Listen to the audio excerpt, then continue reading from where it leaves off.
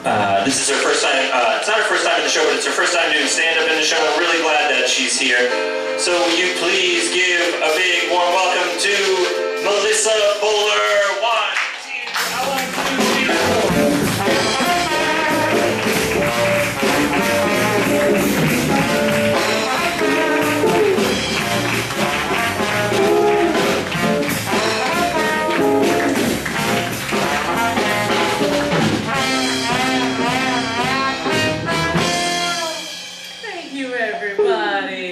Oh, how romantic it looks with the candles.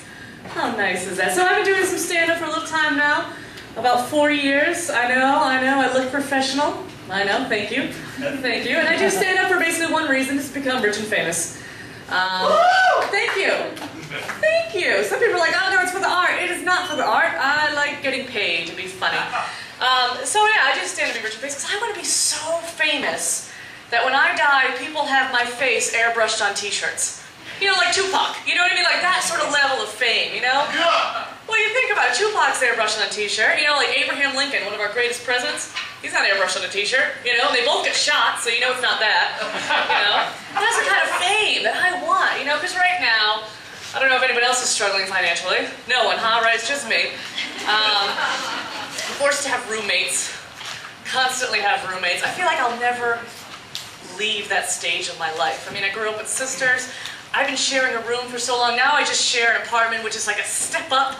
You know, having your own space to sleep in is nice, but I feel like roommates are sort of, either they're really like cats or they're like dogs. And the cat roommates, they're sort of, you know, they're a little lazy. They're always there, but you don't really notice them.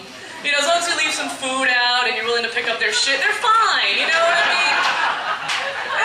You know, like they're alright, they're alright. Oftentimes I'll leave like food soaking in the sink, you know.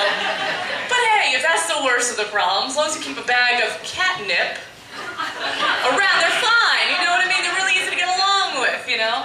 And then there's some reason like the dog roommates. The dog roommates are very loud, often obnoxious. If you give them too much beer, they'll take a shit somewhere they're not supposed to. In my closet once, actually. You know, so those are, those are the sort of categories. I've had a lot of different roommates. I actually had this one roommate who was sort of a Viking prone. Let me just explain. Her default setting was rape and pillage. So, you know, you come home, the house is a mess and it smells like burning. And you're like, something happened here. But she kept doing this thing where, what I called Anne Franking the house, where, I'm going there, where like I come home, the doors are open, there's food on the stove, like the Nazis had just come and she had to run, you know. I'm like, what are you doing? And I find her in the closet numbering the stars. I said, I'm like, they won't take it, you're blind, you know, she's fine. I don't know what she's doing. Very, very. That's okay. These jokes, they're okay, whatever, right? Is that too soon? Yeah. Too soon, is it? Well, I'll just talk about my disgust for Ben Franklin. You know, I hate Ben Franklin. You know, because we credit him with, you know, inventing electricity because they get hit by it.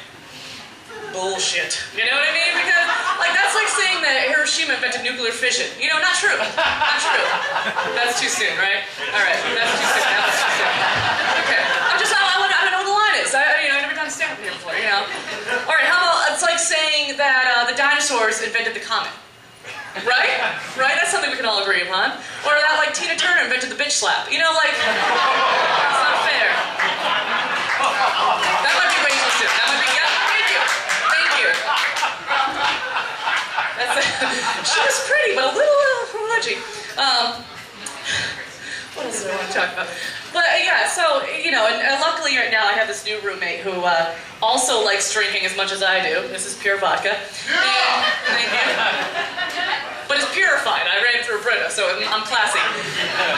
But I like drinking, because drinking sort of brings out my superpowers. All right. You know, like suddenly, right?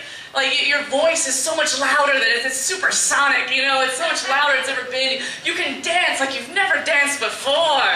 You know, you develop the ability to time travel. I mean, some people call it blacking out. I call it time travel. You know, it's not that you misremember the night, it's just that you literally live them in that order, you know? You'll understand. I don't know, have one of those nights? Where you just remember almost like Polaroid stills of what happened? Again, pure vodka, people. I am hardcore. But you know, yeah, it's fun with the supervillains because, like, you think about it too, like sometimes you wake up with those random bruises, fights with supervillains, right? There's all things that make sense. All makes sense. See, that one you relate to. You guys are woken up.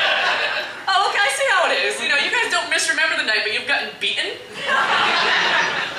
Okay, all right, and I'm the heavy drinker. All right. At least people like me when I'm drunk.